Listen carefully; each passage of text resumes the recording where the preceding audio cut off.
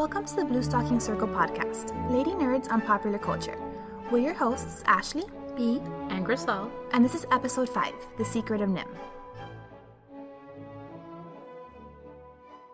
We'll be discussing the 1982 film The Secret of NIMH, an adaptation of Robert C. O'Brien's 1971 book, Mrs. Frisby and the Rats of NIMH.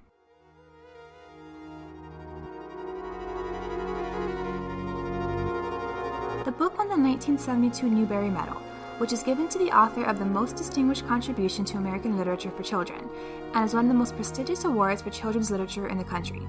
Note: in the book, the protagonist's name is Mrs. Frisby. During production of the film, the crew reached out to Wham-O, which is a great name, the manufacturers of the popular Frisbee flying disc toy that we've all played with and lost on someone's roof, and they reached out because they had concerns about possible trademark infringement. Wham-O refused to allow them to use the name Frisbee, so our heroine's name in the film had to be changed to Brisby with a B. I personally think this is silly, albeit a fun little examination into how intellectual property law works, and so I'll be using the name Mrs. Frisby in our discussions because that's the way it should be. And before we go any further, spoiler warning. The film is 35 years old, but as the other lady nerds have demonstrated, not everyone has seen it yet, so we suggest you stop listening if you're in that category and want to avoid spoilers. So without further ado, let's ask our newbie Grisel to sum up the movie. The Secret of NIMH is a classic animated film directed by Don Bluth of American Tail fame. Bluth formerly worked for Disney, and his style has many of the elements associated with early Disney films, including quirky characters and cute little animals. The Secret of NIMH is the story of Mrs. Brisby, née Frisby because that's what it should be, a widowed field mouse with 4 children whose husband died under mysterious circumstances. Mrs. Brisby's little boy, Timmy, is sick with pneumonia and cannot be moved because of his health, but the field where she keeps house is about to be plowed for the season, and they need to move or else. Mrs. Brisby therefore goes on a quest to save her family and becomes involved in the machinations of the unusual rats of NIMH, who live in the rose bush outside the farmhouse, and may have something to do with her husband's fate. Perfect. And now our origin stories. I will start since it's my selection. And I came to this as a very young child. My grandmother watched my siblings and I during the summer and when we were on school breaks. And this is one of the few films that she had on VHS because, the 90s. And this is actually one of those times that I saw the film first before reading the book, and they're very different experiences. But I love the movie because there was action and small animals and a lot of really interesting things going on. So I've never lost that love for it. I know I read the book as a child, but it didn't make an impression, and I didn't remember anything. I thought the movie was American Tail, like I said in my first impressions. And I don't think I ever saw this particular movie as a kid since it didn't induce any traumatic flashbacks like Don Bluth's other works do. However, I have a different kind of origin story this time that drastically altered my viewing experience. You guys didn't know this until I mentioned it right before the recording, since this was when I was an undergraduate and graduate student before we met. But I started my research career working in biomedical laboratories funded by the National Institute of Mental Health, i.e. NIMH. So that's the first thing I thought of when I saw the title of this movie, and I didn't suspect it was referring to the actual NIMH until I heard the farmer's wife say the name. My research projects have always used human participants, since that's what I prefer, but I had to work with animal subjects as a student for training purposes, and those rows of caged rodents did give me traumatic flashbacks.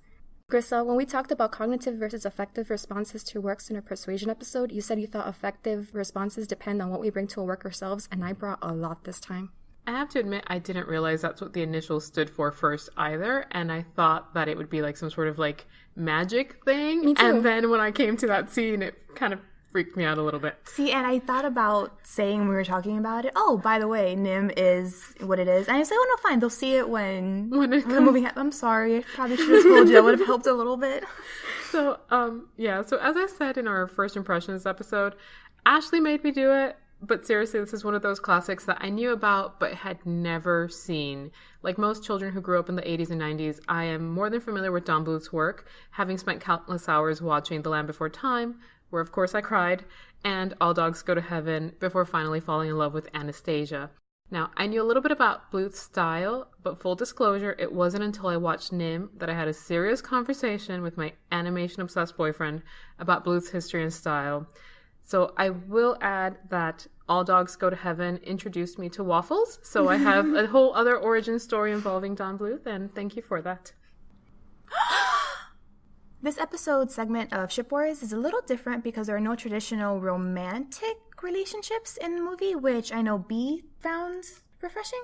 I did enjoy that because so many of our movies, including the ones for children, prize romantic love above all other types of love. So it was nice to see a movie that focused on the love between a mother and her children.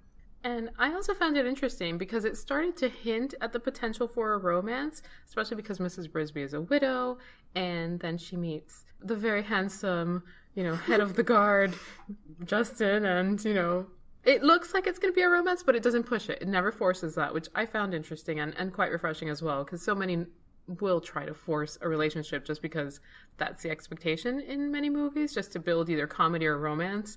And this was a nice change. Yeah, no, I like that. I liked the depiction of the siblings because I thought that was very realistic. That's exactly how, my sister and brother and I act. Like, we roll over each other, but then, no, he's sick. I wanted to, take care of him. So I like that kind of, it's not a rivalry. It's not she's the prettiest, she's the smartest thing that you get in a lot of fairy tale type of movies. Yeah. You know what I mean? I thought that was a nice change. They're just cute little mice, and they're running around, and nobody's battling each other or jealous of anything. I will say, though, full disclosure, and I mentioned this on Twitter, I had the biggest crush on Justin when I was little. I understand he's a rat, but, he was just He's very dashing. He was very dashing. He was really nice, and he's the captain of the guard, and he fought Jenner at the end. So, yes, I did have a little bit of a... Justin kind of, fangirl bit. But I'm glad that Mrs. Frisby didn't because it fits better in the movie, and that way Justin was all mine in my 6-year-old head. I also found it very interesting that they kept that relationship very courtly, which is part of that, Shakespearean tradition when you have a very courtly relationship between a knight and a lady. So I don't know if that was intentional, but Justin is definitely a knight. And it had a lot of that courtly relationship trope where there's nothing really sexual happening. You just admire one another. He helps her. He protects her. He helps her do what she has to do. And that's just it. There's nothing else. Doesn't she bandage his arm? She does. So she kind of gives him her favor. Her colors, so yeah. It was very nice and a little different. Okay, so if we have any medieval scholars out there and you want an idea for a paper... Courtly love Courtliness in the 1980s animated children's film. You're welcome. There you go. And now it's time to smash the patriarchy with a good old feminist rant. We haven't discussed it yet, but I thought this might be a good time to introduce the Bechdel test, or the Bechdel-Wallace test as it's otherwise known. This test is named after cartoonist Alison Bechdel, in whose comic strip Dykes to Watch Out For. It first appeared in 1985. The test asks whether a work of fiction features at least 2 women who talk to each other about something other than a man. The requirement that the 2 women must be named is sometimes added. The Bechdel test isn't foolproof by any means. 4 years ago, when the film Pacific Rim came out, Mako Mori, the female lead, was strong, educated, and the top of her fields. She also happened to be a woman of color. She was never dressed in skimpy outfits that bore no relation to her actual profession, and she was respected by the male lead in the film from the very beginning for her abilities and for her mind. However, the film famously generated discussion about how it still failed to pass the Bechdel test because there was simply no other female characters for Mako to talk to. Technically, one could argue that NIMH passes the Bechdel test because Mrs. Frisby and Auntie Shrew discuss Moving Day, although those discussions quickly moved to focus on Timmy and Moving Day in relation to Timmy's illness, so you can argue both ways. So what do you guys think? Do you think it's a feminist work? Do you think that if it doesn't pass Bechdel, it should still count as a feminist work? I was pleasantly surprised to see the protagonist was a female mouse. I had assumed, because in my mind this movie was American Tail, that the protagonist was a boy like Fievel, so I was pleased to see that it was a woman leading the film. Well, a female mouse, not technically a woman, but still. However, I don't know if she was technically named. They never refer to her as anything other than Mrs. Jonathan Brisby, and they don't even say her first name. For example, Mrs. Eleanor Brisby. She's always referred to only by Jonathan's name, Mrs. Brisby and Mrs. Jonathan Brisby. So does that count? I don't know. I did catch that, not as a child, but upon rewatching it, that she was never given her own name, which fail Don Bluth and producers, because I understand that being Jonathan's wife is an important part of the story and of, how everything happens. But you could give her a real name. It's not like that's going to hurt anything. Is she named in the book? She is not. There's one point where she remembers meeting Jonathan, but in this flashback, Jonathan doesn't even tell her, "Oh, I'm so happy to meet you, Patricia," or whatever her name should be. So no, she is an ungiven named character, which looking back, again, not cool. I find that interesting. First, I also did not realize this was about a female mouse, mostly because I had only ever seen the cover of the film, and you can't really tell by looking at the illustration on the cover that she's a girl. She's only wearing a little red cape. It could just as easily have been a boy. So I guess that says a lot about my understanding and my own personal biases. I assumed it was also like American Tales, a quest with a boy character, and everything on the cover is like magical or mysterious. So I made a judgment call there and assumed this was about a boy, and was pleasantly surprised when it was about a little girl mouse. I will say I didn't really notice the whole thing about the name. It's curious. I probably just dismissed it as a sign of the times, and her being a widow and keeping her husband's name, and knowing now that this was a children's book written by a man, especially like it was in the 60s, you said. 71. In the 70s. So in the film, I got the feeling that the time period was like late 50s or so. So I can kind of forgive it as just being a product of its time, and knowing that, you know, in middle America particularly, and this looks like it's filmed, like it's supposed to be Kansas or something like that. They're in a field. That's kind of a thing. You take your husband's name and that becomes a thing. Now, knowing that in the book they never said what her name was before she was married is really weird. Probably just something the author was used to and didn't even think about. So not that I'm forgiving it, but I can kind of see where it's coming from. Something else that I thought was interesting about it, and we kind of discussed it earlier in Ship Wars when we were saying that it's a story about a mother and her children and not necessarily, you know, romantic love kind of thing. I like the fact that it was those very traditional female roles, her love for her kids, her wanting to make sure that her family is safe. That's what kind of gave her the strength to do everything. She escapes the cage. She went to go put the powder in Dragon's food bowl, not because she was really brave and she wanted to prove something to herself, but because she knew this was the best way to get what she needed to get done to save her family. She escapes the cage because of the same thing, even though she's hurt. So I kind of like that. I don't know if it's turning on its head so much, but this idea that you don't have to be a big, strong hero. You can be someone who's kind of scared and kind of quiet and can still get things done. And that makes you powerful. So again, as a little girl, I really appreciated that. And then even more now as an adult. I did find her timidness, especially in the beginning, a little frustrating, because she's so scared of going to Mr. Age's, and then she's so scared of Auntie Shrew, and she's so scared of everyone. And I see that it changes and she grows as a character, but I found it really annoying in the beginning, because I was like, just move your house already. Just get out of there. And, you know, and she's so scared of everyone. But, you know, I can see how that's part of her personal heroic quest and journey. And she does grow and change. But in the beginning, I was just like, move the kid already. He won't die. Just move him. See, I was like that too when rewatching it. And then I was trying to think, okay, well, you know what? Who knows how long ago she lost her husband, and she's a mouse, so she's going to be more timid, and she's just shy. So I was kind of explaining all that away, just because, I was actually more annoyed with her not standing up to Auntie Shrew. I was like, lady, this is your home, these are your kids. You can tell this nosy neighbor to mind your own business. That was my little, I don't know if it's anti-feminist, because I should be nice to Auntie Shrew, but I was annoyed with her character a little bit. I loved Auntie Shrew, though. Which is funny, because I would not have ever liked that character as a kid, because she is supposed to be the meddlesome, annoying person. But I found her very practical, and I enjoyed her sense of practicality, because she's like, the plow is coming, we gotta get out. It's gonna have to happen eventually. Going back to Mrs. Frisbee, I enjoyed her arc as well, how she went from very timid to at the end being courageous. And I appreciated that the movie specified it was an act of courage. Usually for female protagonists, it would be an act of love or an act of kindness. This was not kindness, this was not love. According to the movie, this was courage and strength. So I really enjoyed that. That's the name they gave to this quality that she had, because you don't see that much with female protagonists. Usually it's courage that's ascribed to the male protagonist. That's true. I didn't really notice that until you pointed out. But yeah, they imply that she has like a strong heart and she wins this and she saves the day because of whatever inner courage she's got, not really loyalty or sacrifice or all the other traits associated generally with female heroes. So there is one last thing I would like to rant about, and that is that very persistent crow and his love nest. What was that about? He just wanted to find true love. Which, you know what? After having this discussion, now I'm appreciating even more that it was the male character who was all about, I want to find my one true love and build her a nest with a string and the shiny, give me more shiny. The shiny. I hadn't put that together, but I like that that was happening from the male perspective, when traditionally it's a lot of times it's the female who is all about finding a mate and finding happiness. So come on, Jeremy. I have a bone to pick, Ashley. You said that Jeremy was one of your favorite childhood characters.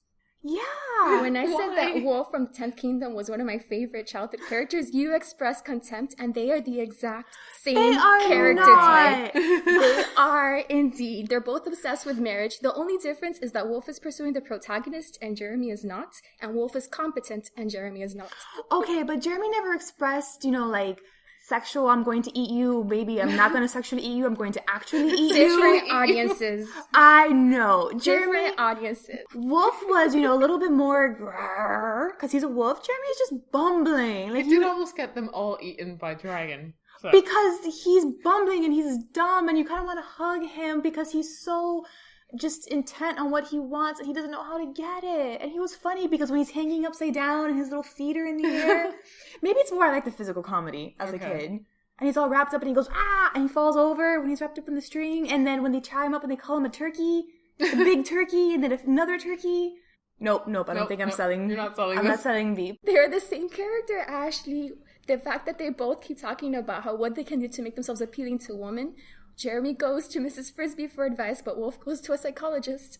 This is a true thing. But Wolf keeps pursuing Virginia even though she told him no and back off and slow down. And Jeremy did the exact same thing off screen. He does actually with Mrs. Frisbee. I thought that's where that was going. It didn't, but at first I thought that's what was happening. But it did it, and then when he found the girl turkey, the girl crow, the girl turkey, to quote Cynthia, and she's very obviously into him, so it's okay that he pursues her and asks for a string because she's all about his Jeremy-ness. But I just thought it was really funny as a kid. I understand that. I'm just saying you called me out for my childhood favorite, and now I'm calling you out. Your honor has been questioned. I think we need a duel. Jeremy versus Wolf. Wolf would win. Ashley is a black belt, but I fence, so we'll see how that goes. The question is, which one of us is a faster runner? Because if I can run away, then I win automatically. Haha. Crystal, you're the neutral party here. Settle this. Didn't we, determine that I was chaotic neutral now last time? That was me. I'm the chaotic neutral one. What You're just the was plain I? evil one. I'm the plain evil. Oh my god. Because you like Turkish delights. I do like Turkish delight. I throw things, so I would throw something at both of you and just run away too. I'm not calling this fight.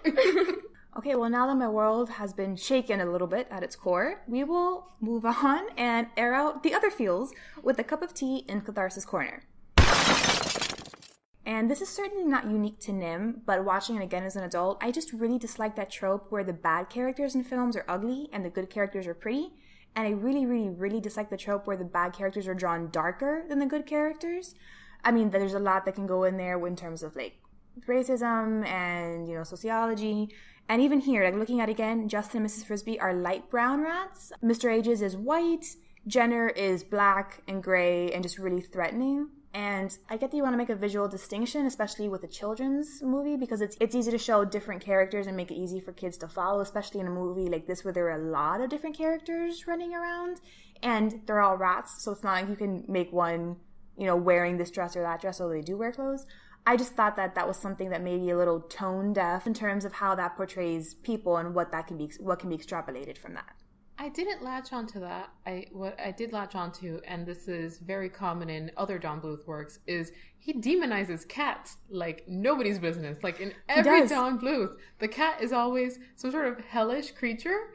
And in this one, not as bad as in some of the others. Like American Tail is really bad about the cats. But Dragon is the main villain in some ways, because I feel like he gets more evilness than even Jenner does. So yeah, from the very beginning, you just see him just looming. He always has ominous music. That one character from the start that is going to kill you. That and the plow, they're the two biggest threats to Mrs. Frisbee and her children, other than pneumonia. Because then Jenner just kind of gets tossed in at the very end. I do notice now what you're saying about the distinction in the shades. I hadn't really picked up on that. What I did pick up on is that Jenner is very smooth. He's got that smooth, Prince John sort of look. He's he seems like he's more sophisticated than some of the other rats. Maybe not so much Jeremy. I mean, not Justin. Why are they all J's? Dude, this is hard to keep track of. So he's not, Justin is also pretty smooth, but you can tell that Jenner is like that smart person who will be wily and trick you into doing something. And he's got that like smooth back hair, and he's like the silver fox of this world or something. So I don't know. He's evil in many ways, but cats still. Says the cat lover. Of course. I'm disturbed by this. My biggest pet peeve with this was what happened at the end. Because if there is an example of Deus Ex Machina, it's like science and then but no magic. Like how does this whole story get resolved with a magic necklace that came out of nowhere? There's no other magic in this story. Why is there a magic necklace? What is the purpose of this magic necklace? Who is doing this research, and how can I get that grant? I know. I don't know. In the book, it's one of those times where the book and the movie are very different. In the book, it's all very scientific. They use a system of pulleys and levers, and they move the thing in 10 minutes because Archimedes and physics, and it was not a problem. And watching again, I got so excited. Physics saves the day. In the book, physics saves the day. All they do is the rats go, they take a look at it, they say, okay, we use a fulcrum, we have this point of leverage, literally 10 minutes, grab some rollers, and we're done. So I'm telling you, I really think you'd enjoy. I'm all about magic, but this made no sense to me. And I was like, as a 5-year-old, maybe I would have bought it. But as an adult, I'm just watching this going, what? I was stuck on the fact that it says that NIMH made the rats and the mice, well, at least Jeremy and Mr. Ages. Not Jeremy, Jonathan. You're right. There's a lot of J's. There are a lot of J's. That it made them smart. But then, why is Mrs. Frisbee talking and wearing clothes? Because she wasn't part of the experiment. Why is Auntie Shrew talking and wearing clothes? When we see the rabbits, they look like normal, non-talking, non-clothes wearing animals. What is going on here? I will get the owl. He's magic. Modesty. Then if he's the one who taught her to talk, just like he did to read, then I don't want to think about the implications of that. Pygmalion. I hadn't thought of that, the wearing clothes, because as a kid, I just watched it and accepted it. I guess in my head... This is a whole other movie now. Yeah, the main characters wore clothes because that's how you knew they were the main characters versus the animals in the back. That's a good point. I'll throw the book in again.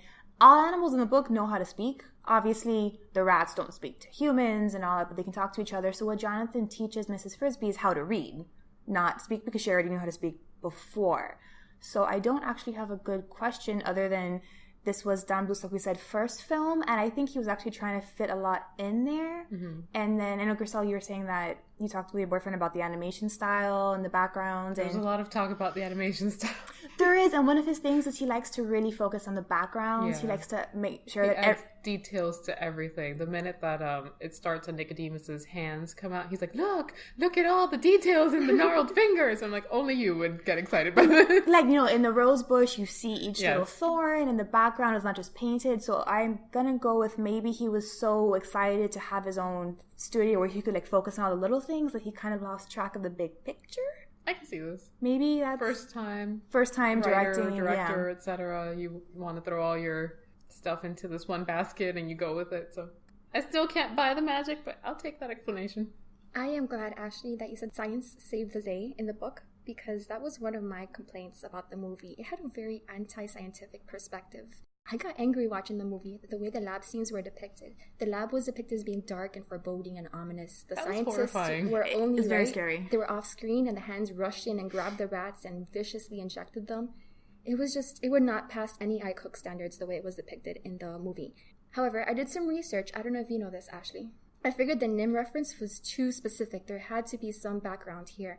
And it turns out this is based on a real study NIMH conducted in the 1940s to the 1960s. Did you know about that? I did not know this. Yes. So basically what they did, and I'll put the article in the show notes, was they got rats and they put them in a barn and they created a rat utopia. So no predation, no dragon running around, unlimited food, basically anything a rat could possibly want or need. And when that happens, the rats kept breeding and overpopulating and eventually got really, really crowded in that barn.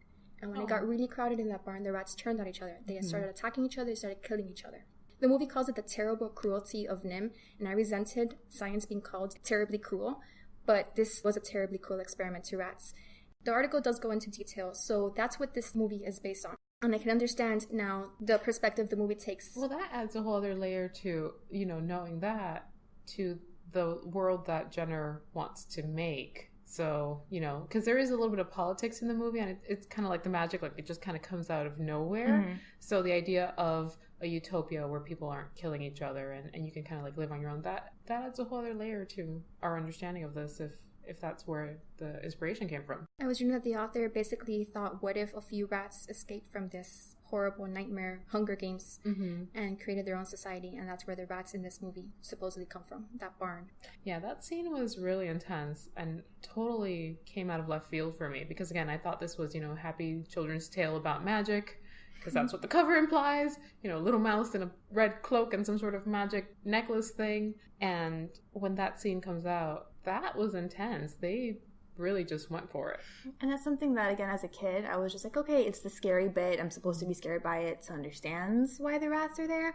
As an adult, I was still a little scared, but I was also kind of upset because, like you said, I think there's something, like you said, it's not at all how labs are run. And this is that one specific experiment that you're talking about is one specific experiment, but as a general rule, that's not like that. And then Yeah, as we know, a lot of ethical changes happened with the way science is run. There were terrible human experiments done in the early 1900s. Yes. And around that same time period, the mid-20th century had a spate of horrible experiments on both humans and animals.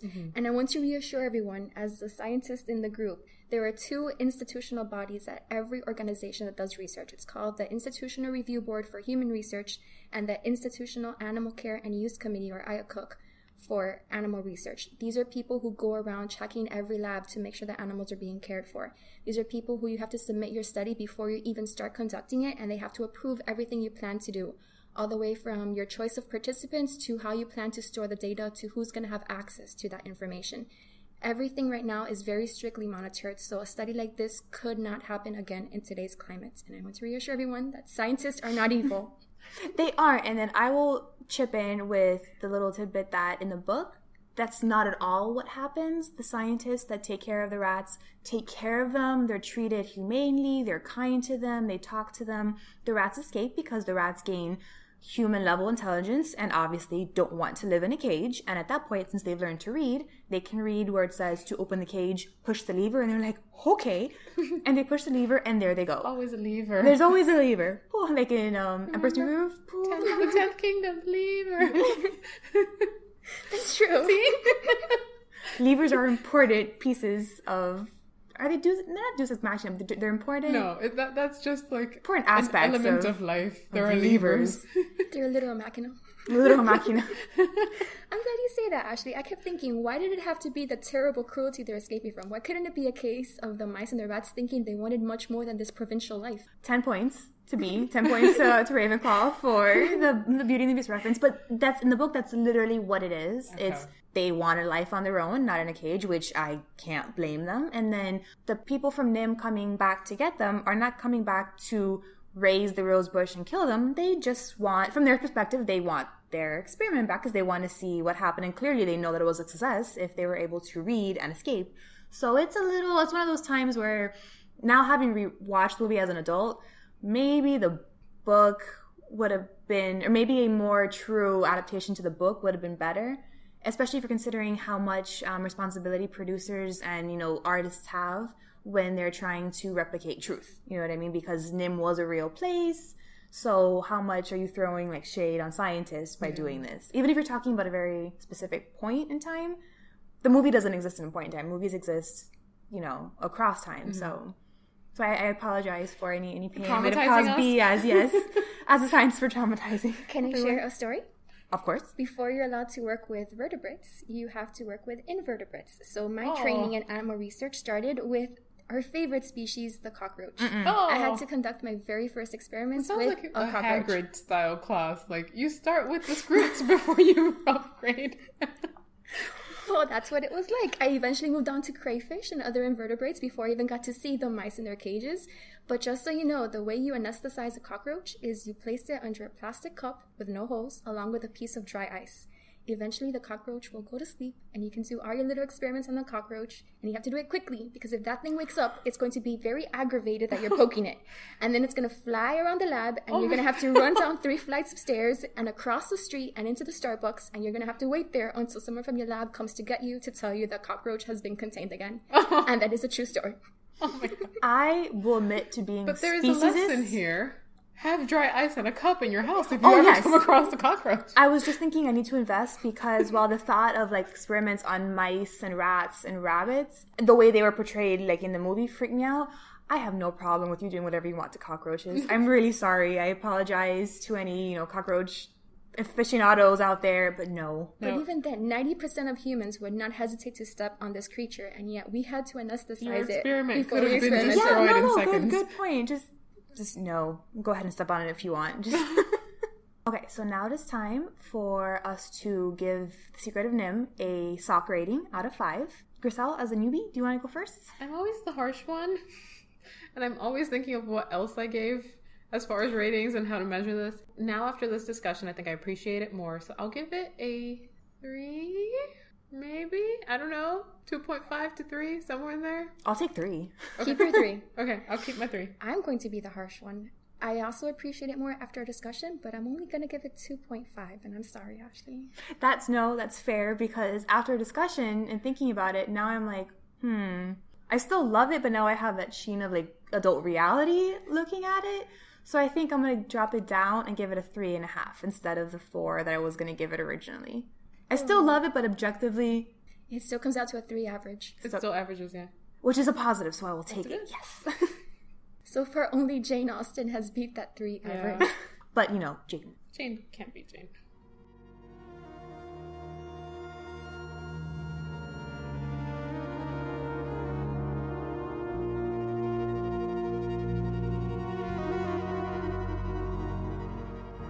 So we'll move on to our reading recommendations.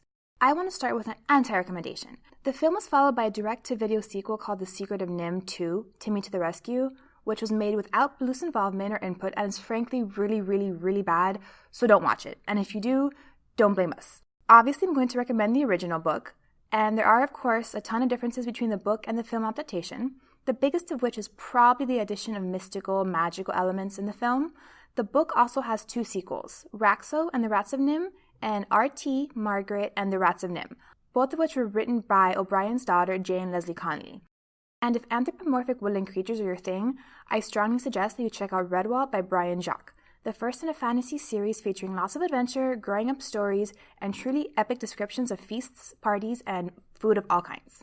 For all your talking animal needs, The Chronicles of Narnia by C.S. Lewis. This series includes my favorite of all talking mice, the valiant Reepicheep, who you can find in the books Prince Caspian, The Voyage of the Dawn Treader, and, spoiler alert for a super famous 62-year-old book, The Last Battle. For adult rather than children's literature, Flowers for Algernon by Daniel Keyes, published in 1966, makes an excellent pairing with The Secret of NIMH. The Algernon of the title is a mouse who undergoes surgery to be more intelligent. The novel is not about him though, but about a man named Charlie who was the first human to undergo the surgery. It is an interesting exploration of scientific ethics as well as an emotional story about human relationships, and Griselle, you are going to cry. If you want something quicker, Flowers for Algernon started as a short story published in 1959, but I think the full novel is worth your time. Unlike you two, I wasn't sure what book to recommend because I don't really do talking animals. It's kind of a quirk of mine. What I did find is that as I was watching this, I felt some classic Disney nostalgia, particularly for Robin Hood. So that's my recommendation. Watch this movie and then watch Robin Hood and tell me Brisby's kids aren't replicas of the rabbit kids in that movie, which according to the wiki, Bluth worked on. So just saying. Yeah, you're right. The both Cynthia and then the baby mouse, the baby rabbit with the little bow, both of them have little bows in their hair and they run around. Mind blown. As I was watching it, that's all I was like, am I watching Robin Hood? Am I watching something else? Because they just looked exactly the same. Okay, this might be the quickest time that someone ever follows a reading recommendation because I'm going home today and rewatching Robin Hood now with that in my head. So next time in the Bluestocking Circle, join us for Minnesota 5.5, where we will share our favorites, feedback, and first impressions, and announce the next title in the Bluestockings lineup. Minnesota 5.5 airs on January 15th. In the meantime, you can find us at thebluestockingcircle.com, On Twitter, Instagram, Pinterest, and Tumblr at Blue Sock Circle, socks spelled SOX, or email us at thebluestockingcircle@gmail.com. We're also available on Apple Podcasts and Google Play, so please rate, review, and subscribe to help us grow. Cheers!